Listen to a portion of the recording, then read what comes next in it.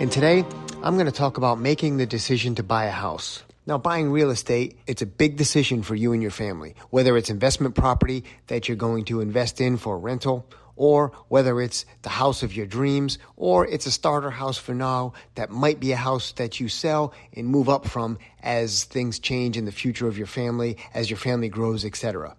But in every single case, you've got to make the best financial and logical decision for you and your family that you can. Now, in today's market, I talk to a lot of buyers. We do a lot of home inspections, and we hear about buyers making decisions that are more based in emotion than based in logic. And this can be a treacherous way to go about things, especially in real estate. I'm going to talk about some things today where I know that people have made emotional decisions and purchased property, and why it's not the best way to go about it. Now, here are some things that people do when they're thinking emotionally that can get you into trouble. Thing number one, you pay way more for the house than it's worth. You have a budget.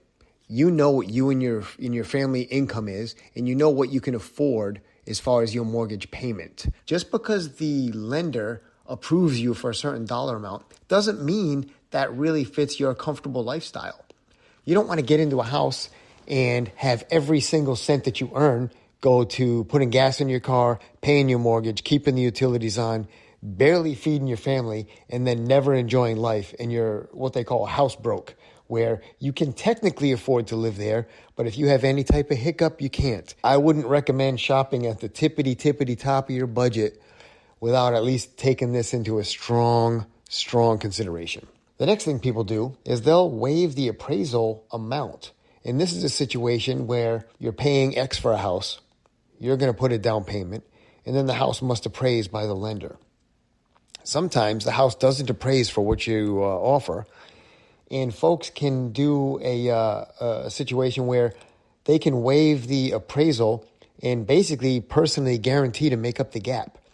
So if the house appraises $10,000 short, you could kick in the extra $10,000 and not finance that, in which case you're literally paying more than the house is worth to the seller. Well, if you do something like that and you waive that appraisal contingency and intentionally pay more than the house is worth, you may not have the equity that you need to easily get out from under it to get into another house. The next thing I see people doing, and this tugs at my heartstrings as a home inspector, and this has been in vogue for the last couple of years, and it's decreased, but some folks are still doing it. As they make offers on houses, people get desperate, and they're like, how can I make my offer more attractive?